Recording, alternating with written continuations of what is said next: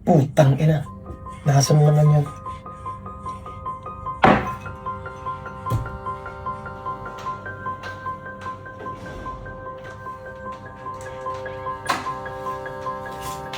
Oh, sigurado ako.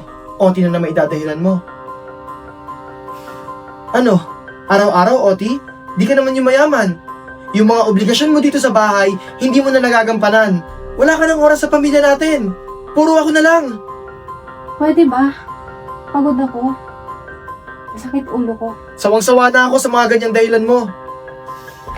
Kapag ako may nalaman akong may ginagawa kang kalokohan, malilintik ka sa akin. Huwag ka magpapahuli.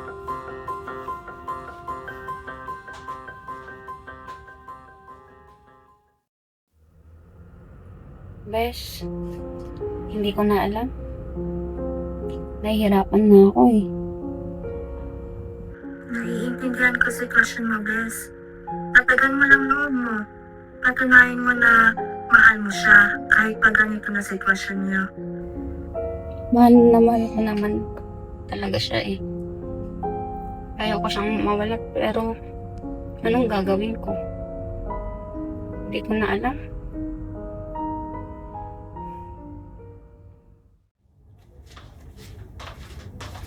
Lalabas pala ako mamaya. Punta na. Ayos ka rin ah. Hindi ka na napirmi dito sa bahay. Pag nandito kami sa bahay, puro ka cellphone. Bakit puro ka na lang reklamo? Kung gusto mo, aalis na lang ako dito sa bahay at maghiwalay tayo ng tirahan. Imbis na kamustahin mo ko, tanungin mo ako kung okay pa ba ako. Wala eh. Pinapagalitan mo pa ako. Sumasagot ka pa talaga sa akin? Sino di mabubisit dyan sa style mo?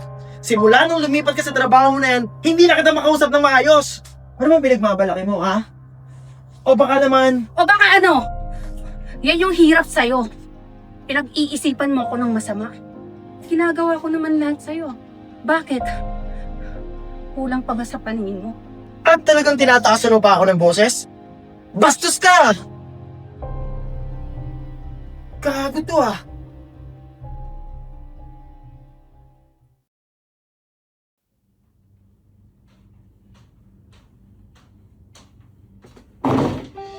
Puta na, Doy!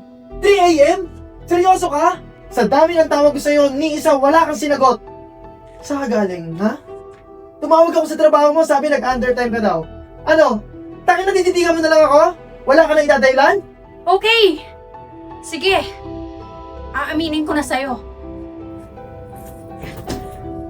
Alam mo, kuya, yung boyfriend ko, nasa ospital. Na-comatose. Alam mo kung bakit?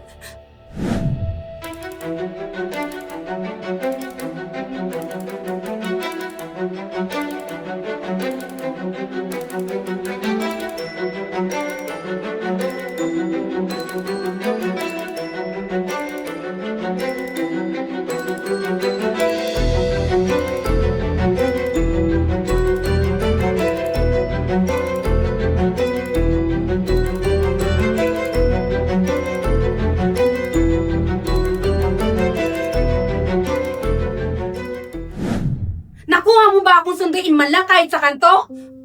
Kaya ako late umuwi dahil pumupunta akong ospital para asikasuhin siya.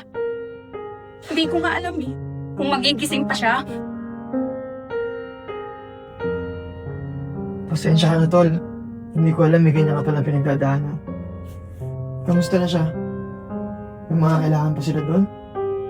Magbibihis lang ako. Bisitahin natin sa ospital.